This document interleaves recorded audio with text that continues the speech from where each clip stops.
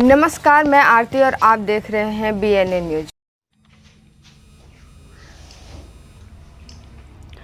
चलिए हम आपको आज झारखंड की उप राजधानी दुमका लेकर चलते हैं, जहां पैसे की लालच में छोटा दामाद सुबल साहा बना कातिल, निकला सास ससुर का हत्यारा। दामाद सुबल साहा मनसा पूजा के लिए अपने ससुराल गोड्डा 19 अगस्त की रात 10 बजे गया हुआ था।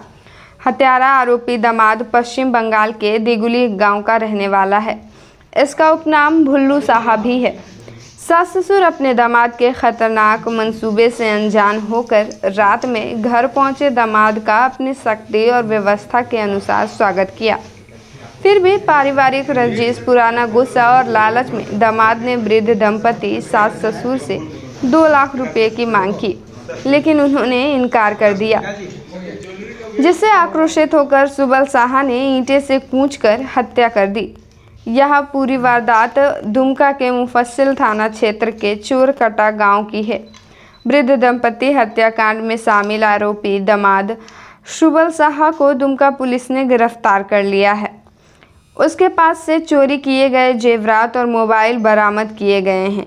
इस सनसनीखेज दोहरे हत्याकांड की गुत्थी दुमका पुलिस ने सुलझा लिया है और वृद्ध दंपति मृतक नवगोपाल साहा और बीमू बाला साहा हत्याकांड का दुमका पुलिस ने खुलासा कर दिया है। हत्याकांड का पर्दाफाश एवं खुलासा करते हुए दुमका के एसपी पीताम्बर सिंह खैरवार ने क्या कहा, जानते हैं। काफी जमीन है जिसको बेचा, उससे उसको लाभ हुआ, लेकिन वो बेचे हुए पैसे को अपने बड़ी बेटी को दिया करता था और अपने बेटे और छोटी बहन को नहीं देता था, जिसके कारण ये उनसे मांगना चाहता था पैसा। और जिस रात को 19 तारीख का रात को, चूँकि उसका बेटा अपने ससुराल मनसा पूजा में गया था, वो जानता था कि घर में खाली सास और ससुर हैं। वो घर में आकर उनसे पैसा के लिए रिक्वेस्ट किया, लेकिन उन लोगों ने उसको कुछ भी देने से इनकार किया, साथ ही भला बुरा कहा और उसको घर से निकल जाने को कहा। इसी में वो आक्रोश में था। फिर किसी तरह घर में रहा, लोग साथ में रहे और उसी गुस्सा में वो घर में जो उपलब्ध जो ईंटा था, अन्य पीढ़ा वगैरह था, जिससे ससुर को पहले मारा। और तो उसकी सास बाहर गई हुई थी बाथरूम अपने, वो आके देखी तो उसको विरोध की, तो अब तो राज खुल गया, तो उसको ही मारा। और दोनों की मृत्यु के पश्चात वो घर से कुछ सोना का चेन और अंगूठी और बेसर वगैरह ले गया था। और इस तरह से अनुसंधान में आया और इसकी गिरफ्तारी की गई है।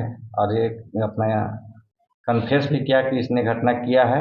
और घटना में जो पहना था टी शर्ट, उसमें खून लगा, वो बरामद हुआ। मृतक का मोबाइल इसके पास से बरामद हुआ जहाँ रखा था। साथ ही इसके घर से सोने का लॉकेट और जो सामान जो यहाँ से चोरी करके ले गया था अपने ससुराल से, सभी इसकी निशानदेही पर बरामद की गई। ये अपने मोबाइल से अंतिम कॉल मृतक के मोबाइल पर जो गया था, इसी के मोबाइल से गया है और इसका उस समय का लोकेशन उसी गांव में था। पूछताछ के क्रम में इसने साफ इनकार किया कि मैं झारखंड आया नहीं हूँ, लेकिन तकनीकी रूप से ये उस गांव में उस दिन था जिस दिन घटना हुआ है। तो प्रारंभिक जो संदेह इस पर गया और उस पर अनुसंधान करने के पश्चात इसने जो कन्फेस किया और जो उसकी सारी सामग्री उसके पोजीशन से, उसके निशानदेही से बरामद हुआ और इस प्रकार स्पष्ट हुआ कि इसने ही उसकी हत्या की है। और सीसीटीवी फुटेज में हम लोग भी देखे जिसमें ये अकेले ही उसमें दिखा है।